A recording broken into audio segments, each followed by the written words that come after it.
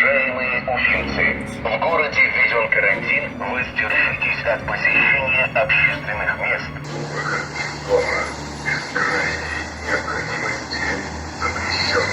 Ваше ответственное поведение жизненно важно. Оставайтесь дома. Берегите себя и своих близких. Друзья, вчера в своем очередном обращении к нации Владимир Владимирович Путин продлил карантин до конца месяца. Пик эпидемии в мире еще не пройден. В связи с этим мною принято решение продлить режим нерабочих дней до конца месяца, то есть по 30 апреля включительно. Что это значит? Это значит, что до конца апреля не будут работать рестораны, не будут работать никакие магазины, кроме продуктовых и аптек. И люди не будут работать, потому что практически всем предприятиям, всем компаниям, которые могут остановить свою деятельность, приказано эту деятельность остановить. Остаются работать только те, от кого зависит жизнь города. Продолжают работать курьерские службы, службы доставок. Продолжают работать предприятия, отвечающие за питание.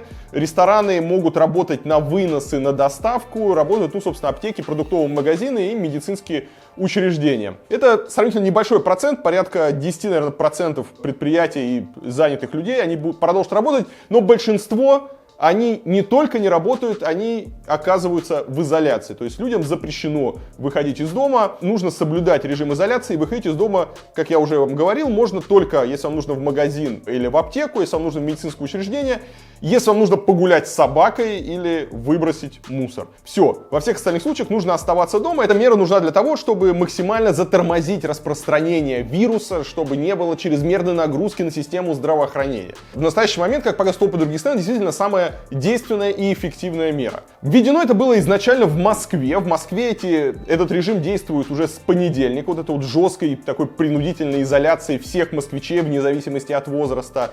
Но сразу было рекомендовано это сделать другим регионам. И сегодня практически все регионы в России, за исключением нескольких областей, я думаю, это вопрос времени, ввели такие правила. Также в своем обращении Путин сказал, что в случае, если ситуация улучшится, можно будет карантин как-то снимать, и вообще решения должны принимать регионы на местах в зависимости от обстановки, которая у них, потому что до сих пор в России есть, опять же, несколько областей, где еще нету коронавируса. Но, опять же, это вопрос времени, я не думаю, что будут какие-то послабления. Также я не думаю, что в конце апреля это все закончится, потому что, опять же, как показывает опыт других стран, за месяц ничего не рассосется, и мы только в начале этого пути, и с каждым днем число заразившихся будет все больше, поэтому карантин придется соблюдать какое-то количество времени. Естественно, я сегодня не могу ездить по другим городам, я не могу вам показывать, что происходит в других городах, но это можете делать вы. Я попросил своих читателей из других городов взять камеру, взять телефон и показать, что происходит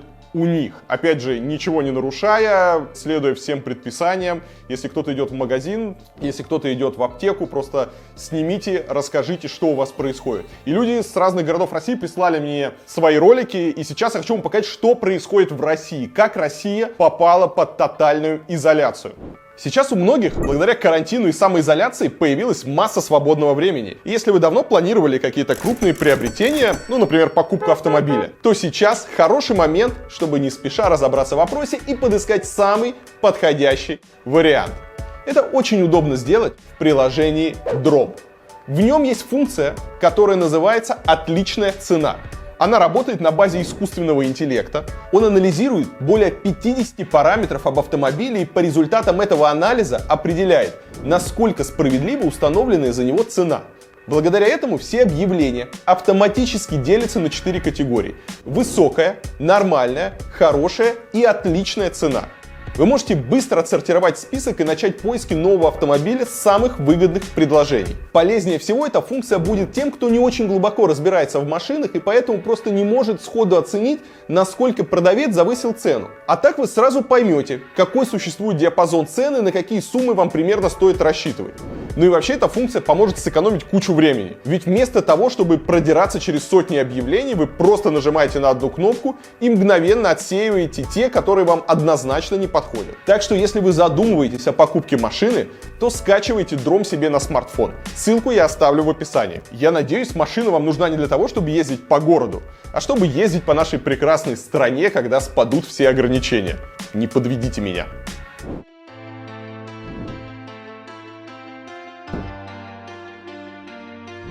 Мы находимся на площадке рядом с Северным вокзалом, одно из самых проходимых мест Калининграда. Люди обычно как садятся здесь на электричке, так и проходят дальше на Советский проспект, где тоже остановка междугородных автобусов и немало городских автобусов. И еще немало доставщиков Яндекс.Еды. Никогда не выделялись так, как сейчас. Мы находимся около центрального рынка. Тут начинается та самая всем известная и любимая пешеходная зона, которая идет в сторону Верхнего озера. По ней ходят люди. Очень много. Прямо перед нами есть пешеходный переход, который всегда очень слишком нагружен. И люди толпами пытаются просочиться в очень короткий отрезок времени.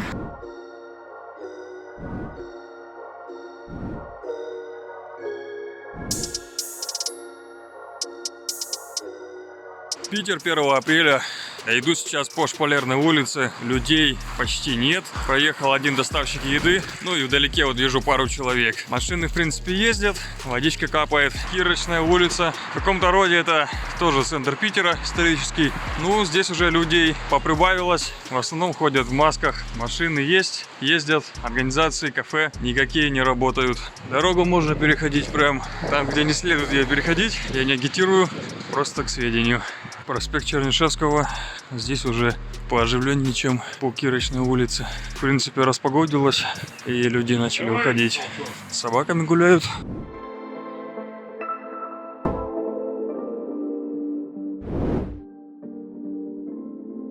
Вот центр Адлера подвымерший. Люди начали всерьез воспринимать ситуацию.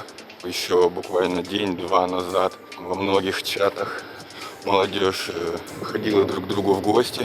Сегодня уже у всех инициатива поубавилась. На набережной обычно даже в такую погоду люди ходят. Сегодня смотрю, 30 марта, все по одному или по парочкам. Набережная, кафешки работают, некоторые на вынос, многие закрылись. Приехало действительно пару дней назад много туристов на улице, встречал целыми семьями с колясками. Людей в масках было мало. Сегодня все уже становится посерьезнее. Сегодня в центре Адлера погодка хорошая, народ решил подзабить кассовой изоляции. Это вот туристы в основном приехавшие на дня переждать кризис моля. Пока выходил на набережную, уже закрыли ленточками. Мы находимся на пешеходном мосту, соединяющем старую часть Адлера с Олимпийским парком. Некогда самый проходимый пешеходный мост, наверное, в Адлере стал совсем пустым. Время где-то 12 часов, чисто вот столько вот людей. Закрыто все кафе, по набережной гуляют с детьми. Но в основном без групп нету. 1-2 человека максимум. Все закрыто, в Сочи все очень строго. Закрыли все сферы, кроме тех, без которых жизнь города невозможна. Реально это работает и реально все закрыто. Мы находимся на набережной реки Мзымта. Солнышко, погода хорошая. Соответственно, люди перестали сидеть дома сразу. Все повыходили. Очень много детей. Уже без масок, и можно сказать, что мало чем отличается от обычного дня. В продуктовых магазинах нет никакого дефицита продуктов, ты все можешь купить, ни на что не завышены цены, никакой паники нет. Закрыт только развлекательные центры.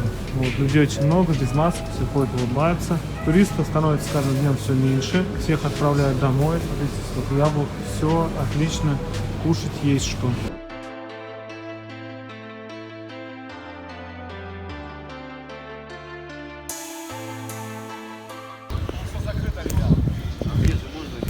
Все закрыто. Все закрыто, самообработка идет.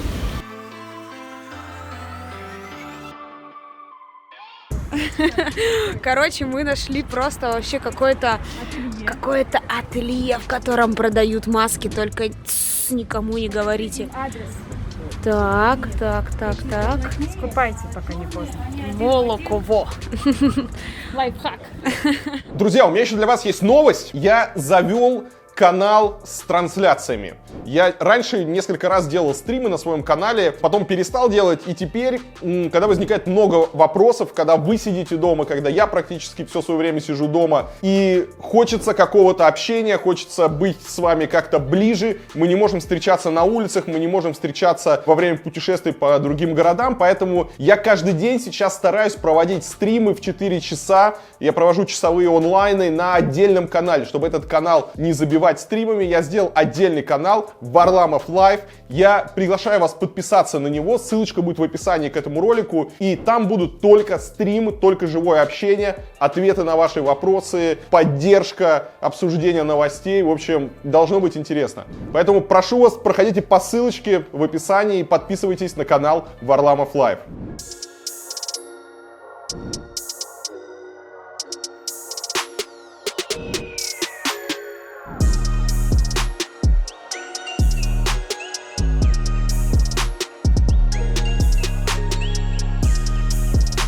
Казань, вечер понедельника. Закрытый ТЦ, работает только продуктовый магазин, редкие прохожие, полностью опустевшая парковка. Вечерний час, пик 30-е. В принципе, поток вполне стабильный на Большом Казанском кольце. Пробок нет, но трафик довольно стабильный. Казань, 31 марта, парк Горького, с которого начался проект по улучшению парка в Казани, в Татарстане. То есть он первый, и, как мы видим, он не перекрыт в принципе, но на входе сидит один человек, и дальше все пустынно. Сейчас прогуляемся по нему, проедемся. Как мы видим, люди есть, но их очень мало. В основном все пустынно и очень-очень редкие люди встречаются. В самом центре 3 человека, 4. Но он не перекрыт, то есть, в принципе, доступ есть. Вот еще 2 человека. В принципе, парки посещаемые. Улица Кремлевская, Казанский федеральный институт. Студенты были отпущены на удаленное обучение уже более недели назад. И, как мы видим, улица Кремлевская, самый центр города, вот ни одного человека и довольно слабый трафик. Люди есть, но их очень мало. Что-то единичные какие-то люди. Нелюбимая Ильей и всей Казани, в принципе, тоже улица Баумана. 31 число, в принципе, люди есть. Звуковую рекламу, как мы видим, не выключили. Но, несмотря на то, что все заведения закрыты, какие-то отдельные люди все-таки ходят. Набережная Кабана, которую Илья назвал лучшей в России, ни одного человека. В принципе, улицы довольно полны машин, но людей в центре сейчас как в обычный самый выходной день. Машин действительно стало меньше, трафик уменьшился довольно значительно, но опять-таки все как в обычный выходной день. Здравствуйте, у нас в Казани дела обстоят так. Склады пустые, маски отсутствуют. Из 100 человек только 30 человек носят маски. Часть из них делает их из подручных средств, из марли, либо из одежды. Нам тоже на работе выдают маски из марли. Также дают антисептик, а я работаю кондуктором. Еще нам дают средства обрабатывать автобус.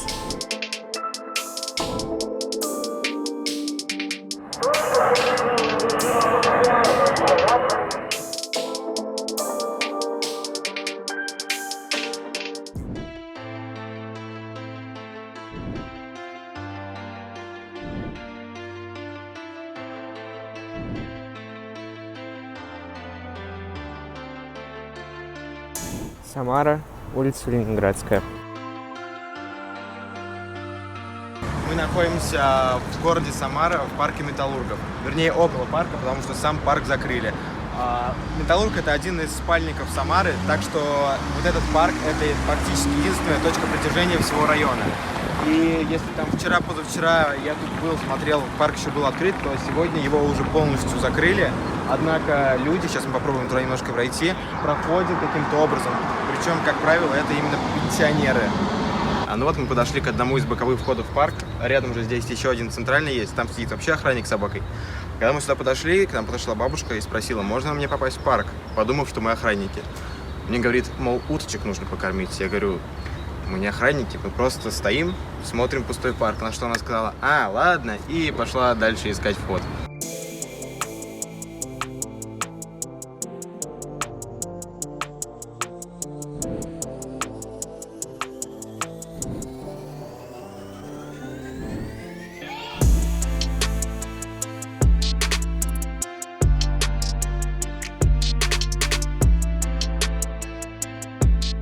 Здравствуйте, мы находимся в центре Уфы. По постановлению Ради Хабирова сегодня должна будет введена самоизоляция в 8 часов вечера. На данный момент обстановка вот такая в городе.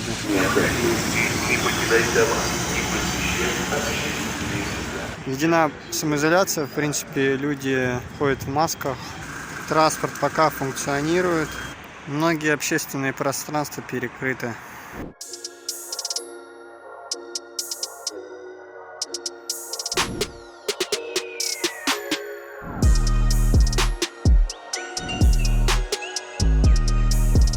Сейчас двигаемся в центр Екатеринбурга из спального района. За 15 километров ни одного полицейского поста, ни одного кордона. Машин, по ощущениям, меньше раза в 3-4. Общественный транспорт ходит, пешеходы есть, но мало. Друзья, храм на крови, знаковое место в Екатеринбурге. В обычное время посетителей здесь просто нереальное количество. Стоят туристические автобусы, здесь толпы туристов фотографируются.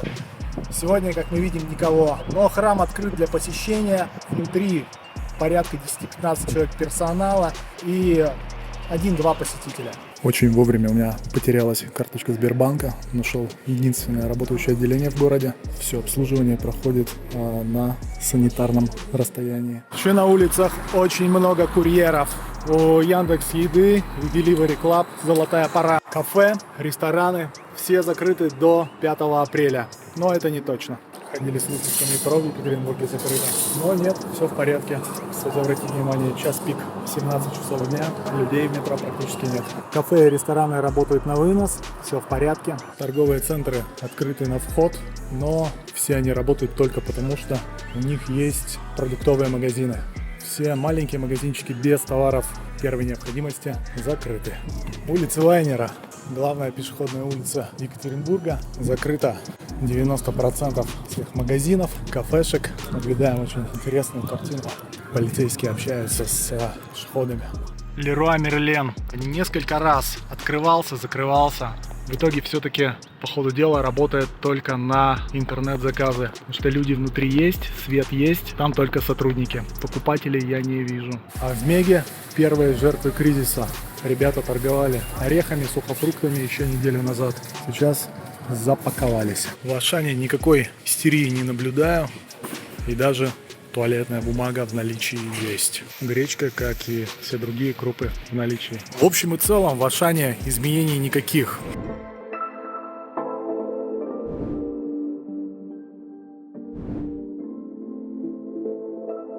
Первый день режима всеобщей самоизоляции Ханты-Мансийска. Все куда-то едут, людей куча, вот в масках ходят. Это парк Бориса Лосева. Очень многолюдное место обычно. Сейчас здесь, как вы видите, вообще ни души. Здесь дети обычно катаются с горок в котлован у пруда. Здесь обычно мамочки с колясками гуляют, ребятня, музыка играет, кто-то на самокатах катается. Сейчас никого. Хотя нет, вон кто-то идет, тоже куда-то, наверное, на работу. Вот детская площадка тоже, тишина. Все взрослые люди катаются на качельках. Одинокий голубь ходит, не понимает, что произошло. Никто не даст семечек, людей нет. Ну, кто товарищки забыл. Вот вход, парк Победы, центр города. Вот рабочие работают. Карантин карантином, а 9 мая по расписанию.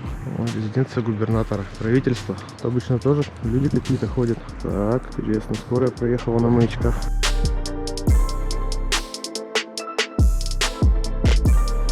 Центральная площадь.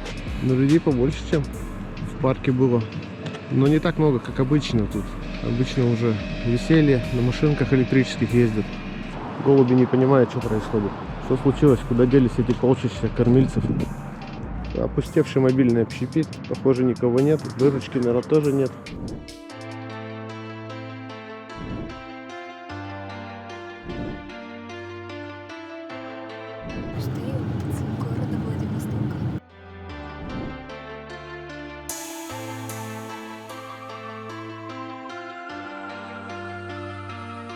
Здравствуйте, это Владивосток, магазин Fresh 25. Тут еды хоть и на карантине, но вдоволь. Людей практически нет. Фруктов, правда, мало. Обычно тут просто полные фрукты, а тут одни яблоки. Я бы не сказал, что так нету еды или нет совсем. То есть всего вдоволь. Люди ходят, покупают, несмотря на карантин.